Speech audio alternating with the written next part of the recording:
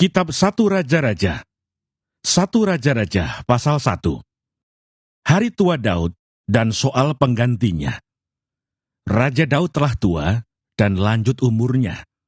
Dan biarpun ia diselimuti, badannya tetap dingin.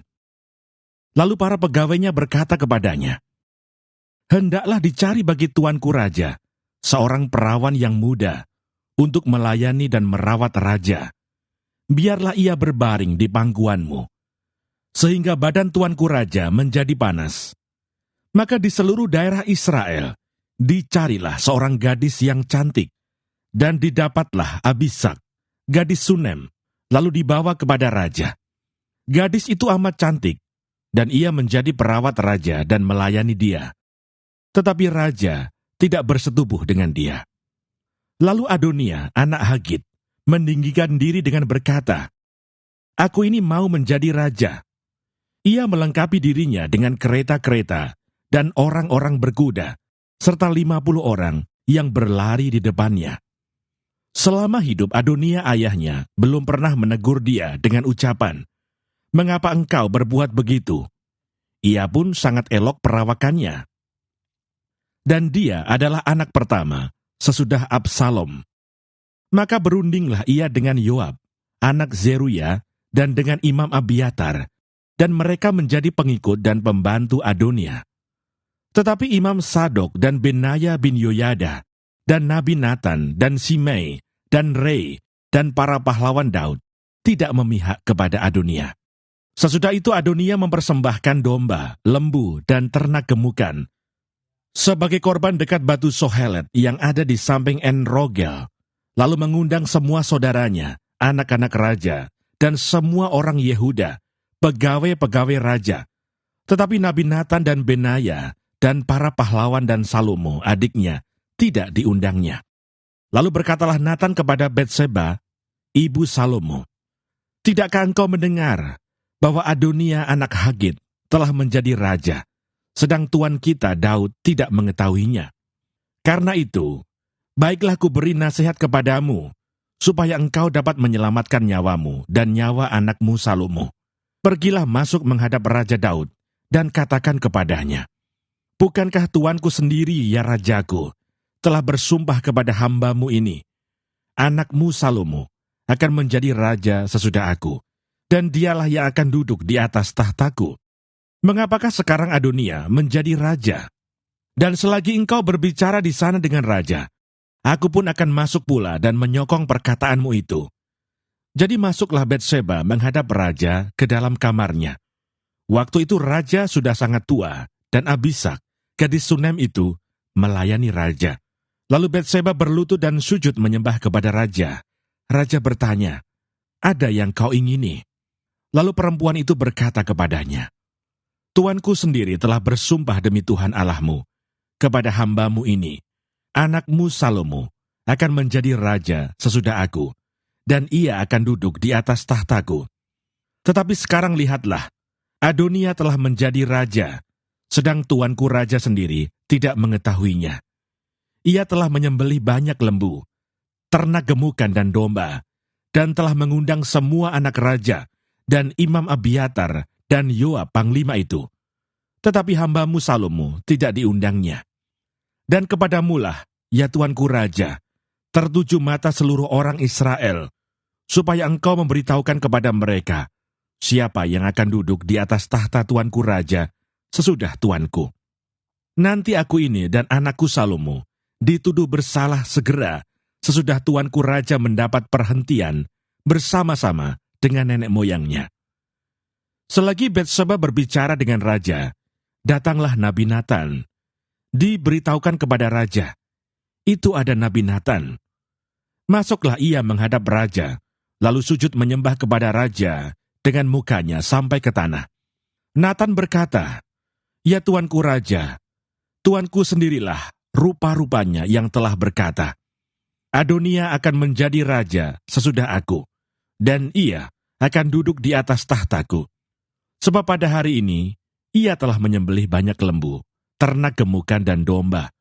Ia mengundang semua anak raja, para panglima, dan Imam Abiatar.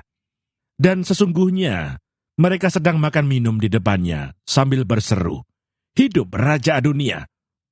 Tetapi hambamu ini dan Imam Sadok dan Benaya bin Yoyada dan hambamu Salomo tidak diundangnya. Jika hal ini terjadi dari pihak tuanku raja, maka engkau tidak memberitahu hamba-hambamu ini. Siapa yang akan duduk di atas tahta tuanku raja sesudah tuanku? Salomo diurapi menjadi raja. Lalu Raja Daud menjawab katanya, "Panggillah Batseba." Perempuan itu masuk menghadap raja dan berdiri di depannya. Lalu raja bersumpah dan berkata, "Demi Tuhan yang hidup, yang telah membebaskan nyawaku dari segala kesesakan, pada hari ini aku akan melaksanakan apa yang kujanjikan kepadamu, demi Tuhan Allah Israel.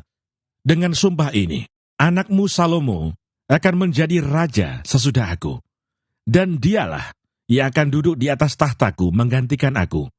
Lalu Batseba berlutut dengan mukanya sampai ke tanah. Ia sujud menyembah kepada raja dan berkata, "Hidup tuanku Raja Daud untuk selama-lamanya." Lagi kata Raja Daud, "Panggillah Imam Sadok, Nabi Natan, dan Benaya bin Yoyada." Mereka masuk menghadap raja, dan raja berkata kepada mereka, "Bawalah para pegawai tuanmu ini. Naikkan anakku Salomo ke atas bagal betina kendaraanku sendiri, dan bawa dia ke Gihon. Imam Sadok dan Nabi Natan harus mengurapi dia di sana menjadi raja atas Israel. Kemudian kamu meniup sangkakala dan berseru, 'Hidup Raja Salomo!' Sesudah itu kamu berjalan pulang dengan mengiring dia. Lalu ia akan masuk dan duduk di atas tahtaku. Sebab dialah yang harus naik tahta menggantikan aku. Dan dialah yang kutunjuk menjadi raja atas Israel dan Yehuda."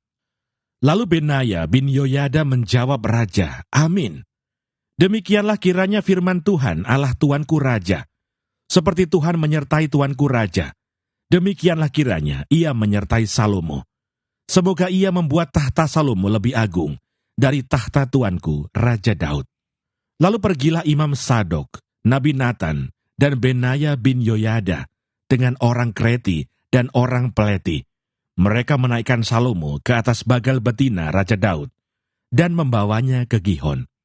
Imam Sadok telah membawa tabung tanduk berisi minyak dari dalam kemah, lalu diurapinya Salomo. Kemudian sangkakala ditiup, dan seluruh rakyat berseru, "Hidup Raja Salomo!" Sesudah itu seluruh rakyat berjalan di belakangnya sambil membunyikan suling dan sambil bersukaria ramai-ramai, sampai seakan-akan bumi terbelah oleh suara mereka. Hal itu kedengaran kepada Adonia dan kepada semua undangan yang bersama-sama dengan dia ketika mereka baru habis makan. Ketika Yoab mendengar bunyi sangkakala itu, ia berkata, "Apakah sebabnya kota begitu ribut?" Selagi ia berbicara, datanglah Yonatan, anak Imam Abiatar. Lalu Adonia berkata, "Masuklah, sebab engkau seorang kesatria, dan tentulah engkau membawa kabar baik."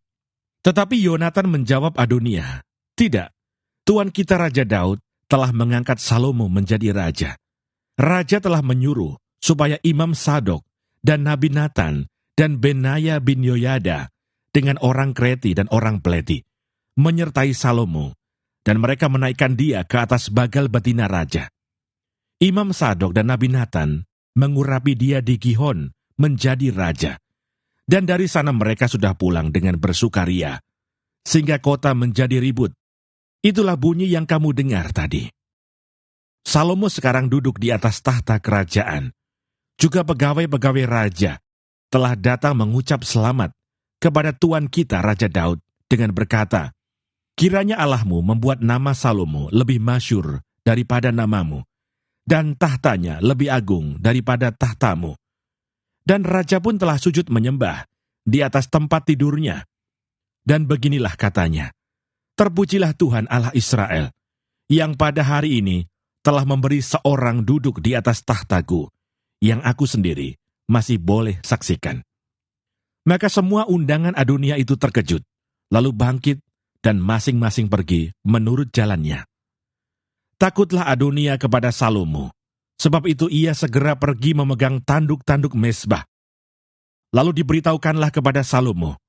Ternyata Adonia takut kepada Raja Salomo, dan ia telah memegang tanduk-tanduk mezbah serta berkata, "Biarlah Raja Salomo lebih dahulu bersumpah mengenai aku, bahwa ia takkan membunuh hambanya ini dengan pedang." Lalu kata Salomo, "Jika ia berlaku sebagai kesatria, maka sehelai rambut pun dari kepalanya tidak akan jatuh ke bumi. Tetapi jika ternyata ia bermaksud jahat, haruslah ia dibunuh." Dan Raja Salomo menyuruh orang menjemput dia dari mezbah itu. Ketika ia masuk, sujudlah ia menyembah kepada Raja Salomo. Lalu Salomo berkata kepadanya, "Pergilah ke rumahmu."